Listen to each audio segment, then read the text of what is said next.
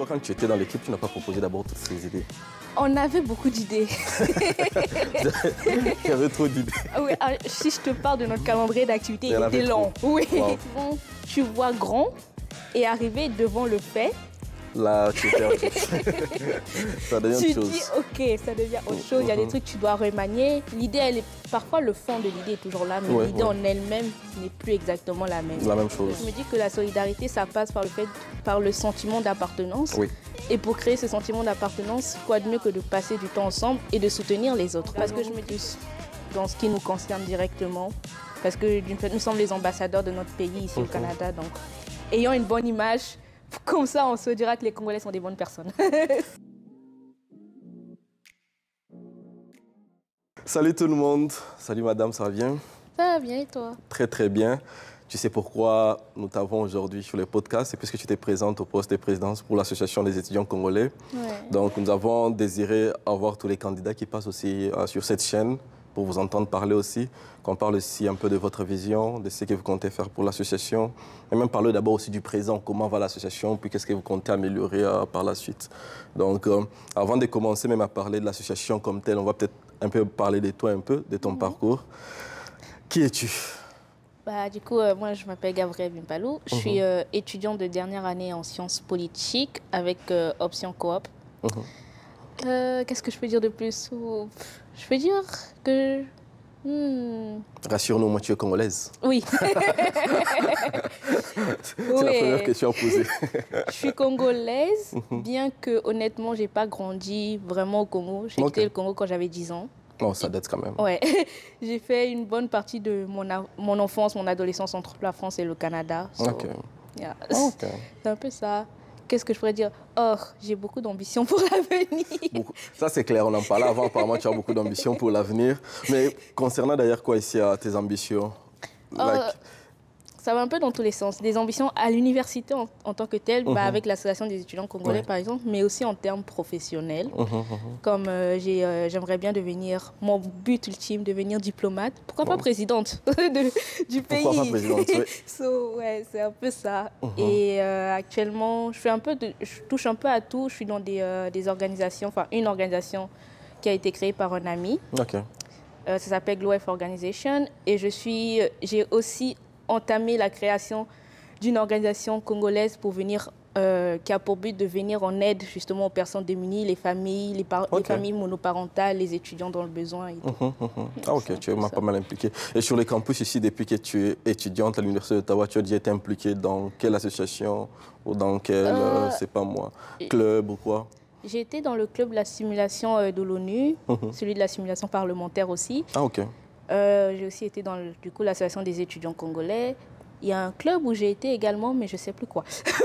mais c'était un club sur les campus. Oui. C'était un club sur les campus. Et à part ça, je participe un peu à toutes les activités que font les différents clubs, surtout les clubs culturels. Ok. Donc, ça me permet de voir un peu comment les autres fonctionnent et de découvrir de nouvelles cultures et de faire de nouvelles rencontres. Ok. Et grâce aussi, durant toutes mes années d'université, j'ai également participé à la simulation du Sénat du Canada. Oh, ok. C'était une super expérience. Ça, je pense, organisé par FSS, je pense? Non, par le Sénat. Oh, vraiment? Oui. Wow. On se retrouve au Sénat. Je me souviens, l'année dernière, on avait suspendu la session parce qu'il y avait une réunion d'urgence des sénateurs. Du coup, on nous avait dégagé de la salle. Que vous sortiez, qu'ils entrent dans la salle. C'était drôle, mais ouais.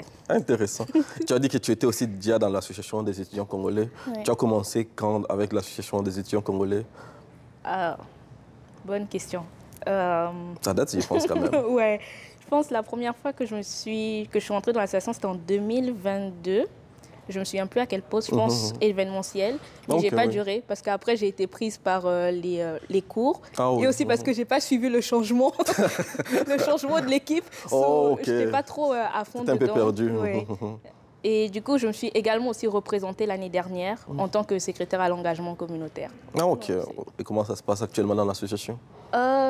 Franchement, dans l'ensemble, on a un bilan assez positif dans le sens où, par rapport aux années précédentes, il y a eu plus de participation déjà dans nos activités. On a senti que les élèves étaient plus impliqués, mais on a toujours ce problème de coordination et de respect du temps. Tu vois. Ah oui, oui, oui. Parce qu'on est tous occupés avec les cours, le temps que tout le monde trouve un terrain d'entente, ça devient que ce soit pour les réunions, que ce soit pour les événements, ça devient un peu difficile. Ouais. Et tu as dit que tu étais même quoi ici actuellement, je pense, secrétaire à l'engagement, si je ne me trompe pas. Oui, secrétaire à l'engagement. C'est quoi ton rôle actuellement? Qu'est-ce que tu fais? C'est quoi tes responsabilités dans l'association? Notre rôle officiel, c'est de chercher des bénévoles et de régler tout ce qui touche à l'engagement. Par exemple, rien qu'au niveau de l'équipe, on a pour mandat, par exemple, de créer le... C'est quoi le terme exact? Concernant les bénévoles? Oui, mais j'ai oublié le terme exact. En tout cas, de faire l'annonce dans le portail communautaire de l'université afin que déjà les membres de l'association puissent inscrire leurs heures de bénévolat oui, je vois, pour avoir le diplôme. Oui, il y a un certificat à la fin pour les heures, pour les reconnaissances là, des heures de bénévolat. Ok. Et ça, vous travaillez déjà sur ça ou vous avez Oui, on travaille dessus, mais le problème, c'est qu'on s'y est pris assez tard. Du coup, nos heures de cette année, on a jusqu'au 29 pour les valider, pour la session d'été, parce que pour les années précédentes, il faut que j'en discute avec les personnes qui travaillent au service communautaire pour savoir si c'est possible de créer un poste qui va comptabiliser les heures passées. Ah, ok. Là, ça risque d'être autre chose. Là, ça risque d'être autre chose. Et qu'est-ce que tu as fait concrètement à ton poste jusque-là? Mis à part ça, par exemple, quelle autre activité À mon poste, concrètement, à part ça, on n'a rien fait.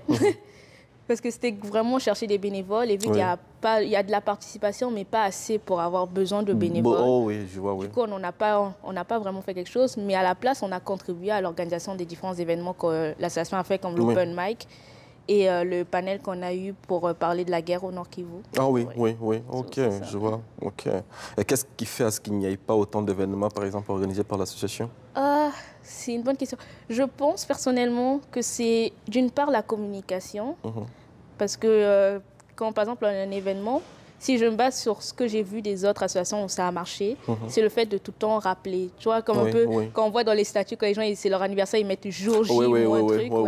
C'est de revenir à la charge et souvent on laisse trop d'écart en fait entre la première publication qui annonce l'événement et les publications suivantes. Il n'y a pas beaucoup de suivi au milieu. Exactement. Du coup, les gens se désintéressent, ils oublient qu'il y a eu une activité. À côté de ça, il y a aussi le fait qu'il y a beaucoup d'étudiants congolais qui ne sont ni au courant qu'il existe un groupe WhatsApp et ne savent pas non plus qu'il y a une page Instagram et TikTok de l'association.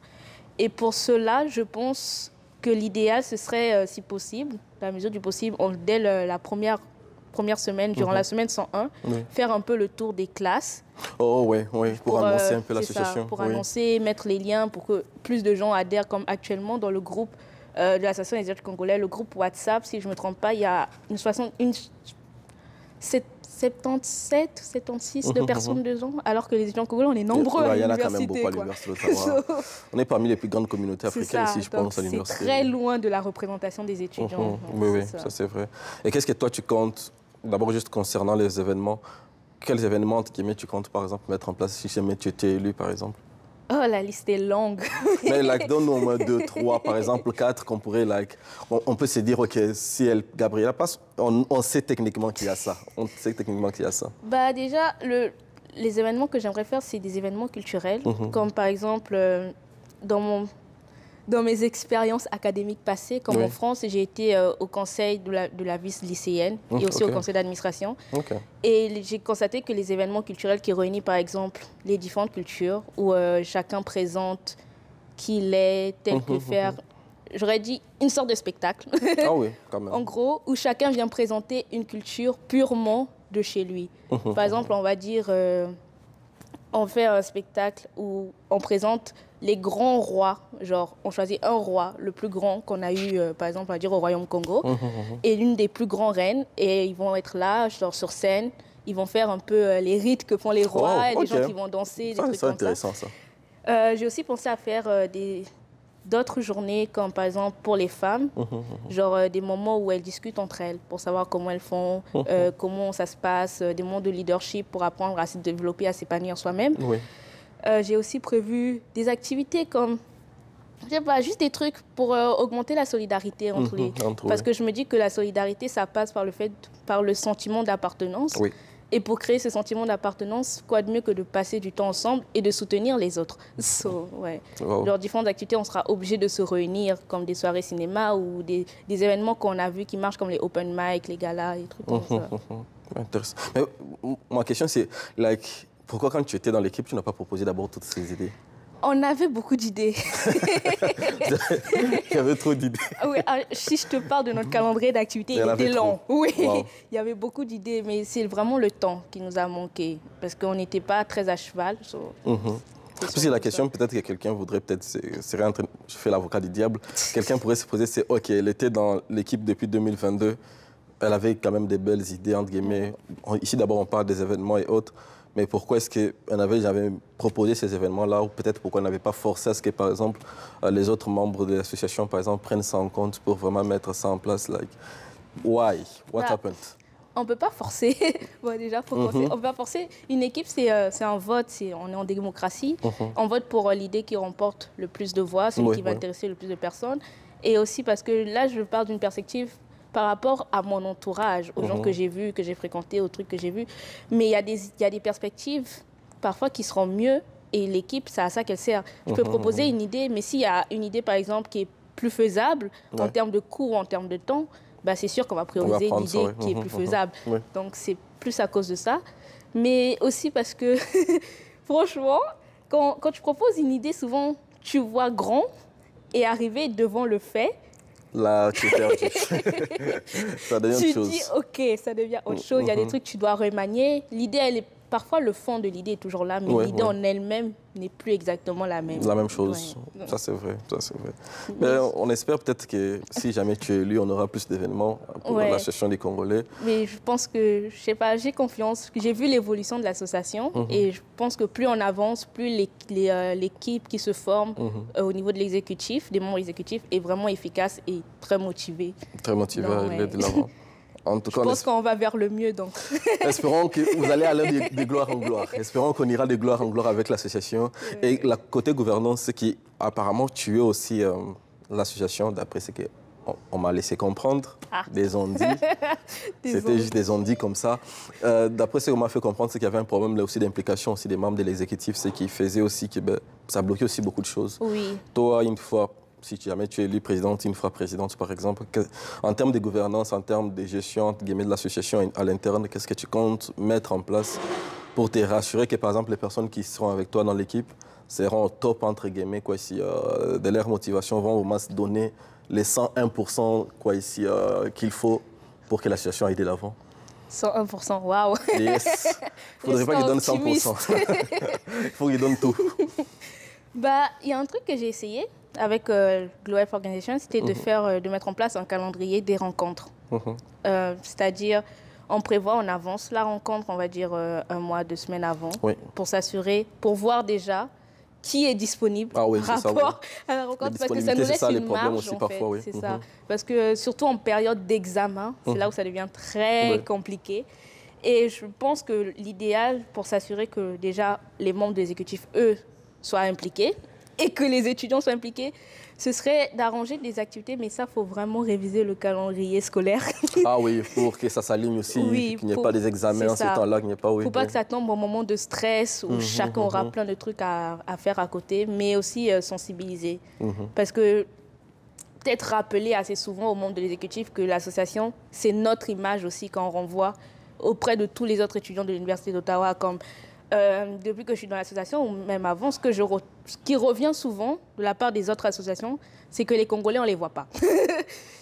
Alors que nous sommes pas mal nombreux quand même sur le campus. Genre, on ne voit pas l'association, on ne voit pas les étudiants congolais, alors que les gens savent qu'il y a des étudiants congolais à l'université, mais on ne nous voit pas dans le sens où on ne participe pas aux événements.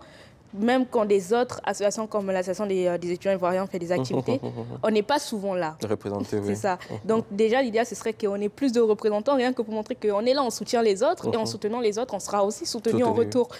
Et désolée. Pour l'exécutif, je me dis, j'ai envie de dire un truc... Ça serait difficile. Parce qu'apparemment, je pense, avec la nouvelle politique qui est en place, vous allez plus... recruter que faire des élections pour les autres membres. Donc, ça sera, entre guillemets, ta responsabilité en tant que présidente de checker les profils, puis d'embaucher. Tu serais plus à la recherche de quel profil finalement? Franchement, le profil des gens qui sont déjà impliqués, peu importe dans quoi exactement, qui ont déjà ce sens-là de faire des activités communautaires, tu vois. Oui, oui. Juste parce que et aussi vérifier le terme, genre la durée de leur implication, ouais, parce que ça joue aussi. Par exemple, je vais encore revenir avec Global Health Organization. On a embauché plein de gens, genre par recrutement, et on a constaté qu'il y a des personnes, ils ont un super CV, on va dire. Genre, ils se présentent bien à l'entretien et tout. On te vend du rêve et arrivé sur le terrain, bah, la personne, elle n'est jamais disponible. Genre, tu peux lui contacter 1000 fois ou tu es tout le temps obligé de courir derrière la personne pour faire des projets qui peuvent faire eux-mêmes, en fait, où ils doivent juste faire un suivi.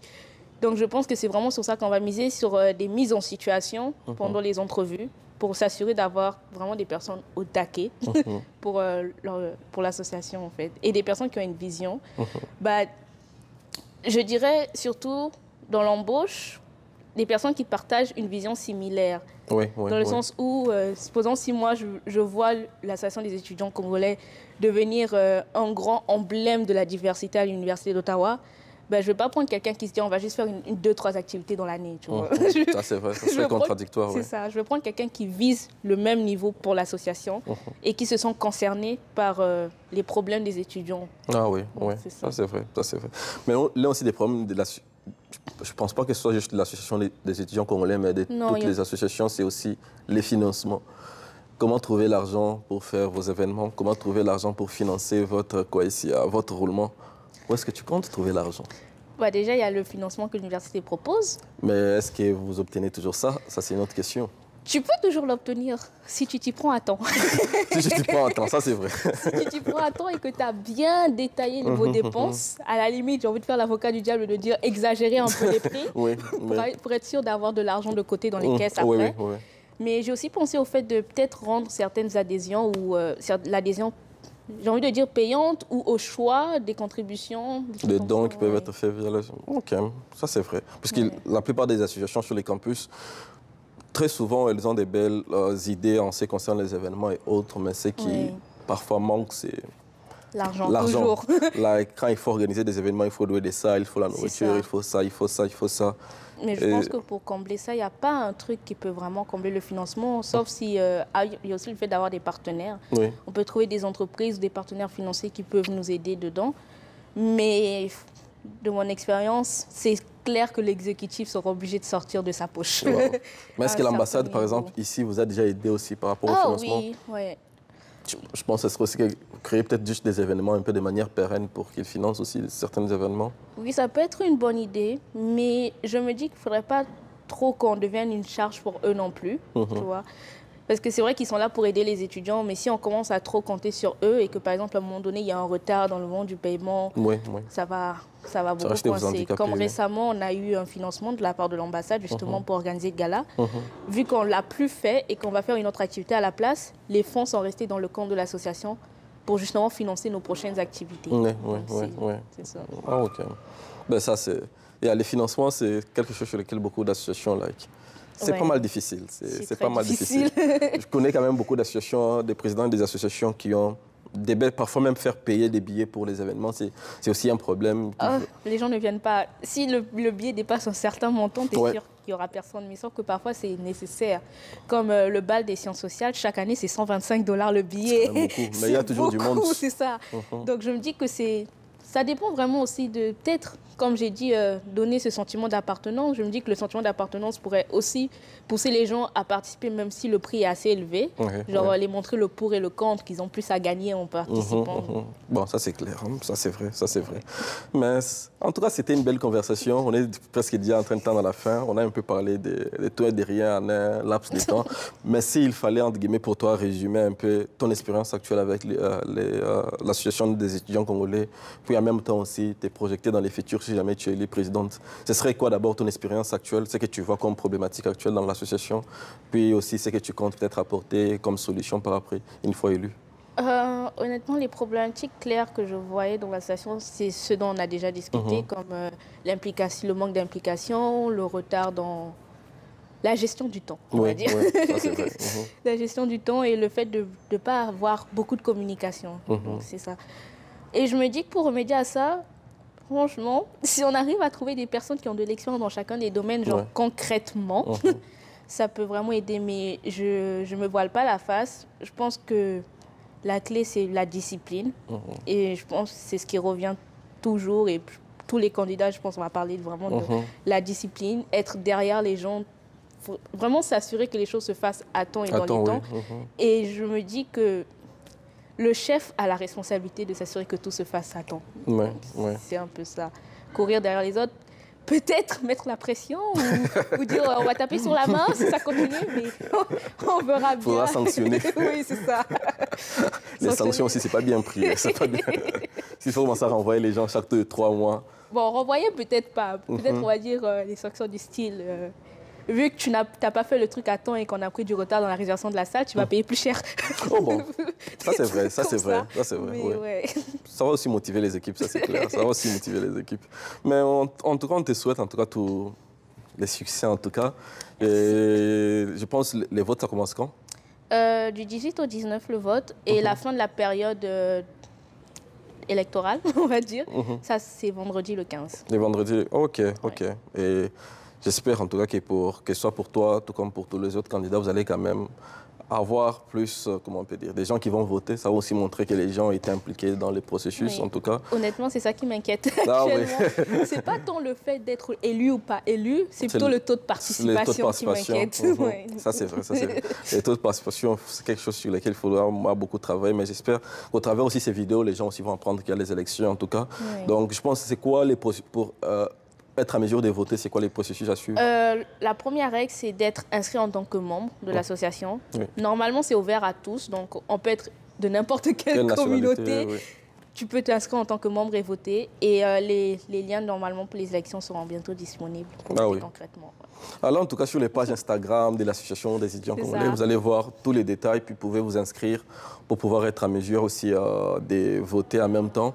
Donc, bon, pour ceux qui n'ont pas les liens, qui suivent Ratisbonne, je pense qu'on va lui transférer tous les liens. Je pourrais aussi poster ça. D'ailleurs, je pense dans la description de la vidéo, je vais aussi mettre tous les liens, par exemple, liés à l'inscription et tous les autres détails aussi liés aux élections, pour permettre vraiment qu'il y ait beaucoup plus, entre guillemets, des gens qui vont les voter. On ne veut pas avoir des élections, il y a juste 10 personnes qui ont voté. Bon, même si tu passes, mais à un certain moment, ça fait bizarre quand même. Quand tu passes avec, genre, imaginons, on est 1000 étudiants, tu passes avec 20 personnes qui ont voté, ça compte pas. Ça compte pas. Donc, tout l'intérêt, c'est vraiment de vous toucher un peu plus. Donc, allez, en tout cas, je vais mettre tous les liens dans la description. Allez, vous enregistrez, vous devenez membre. Puis, c'est un processus assez facile. Je change des formulaires, je pense, à remplir. Puis, une fois les temps des élections venus pour aller voter, en tout cas, je vais faire passer, entre guillemets, je pense, tous les candidats à la présidence pour que vous apprenez un peu à les connaître dans une certaine mesure, puis à connaître aussi leur vision.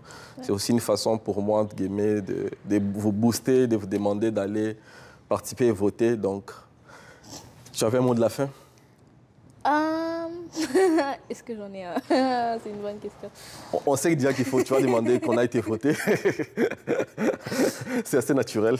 Moi, le mot de la fin, je pense, je dirais engageons-nous plus dans ce qui nous concerne directement. Parce que nous sommes les ambassadeurs de notre pays ici au Canada. Donc, ayons une bonne image. Comme ça, on se dira que les Congolais sont des bonnes personnes. C'est plutôt ça. Engageons-nous. Comme ça, on nous dira que nous sommes des bonnes personnes. En tout cas, c'était un plaisir. Bye bye.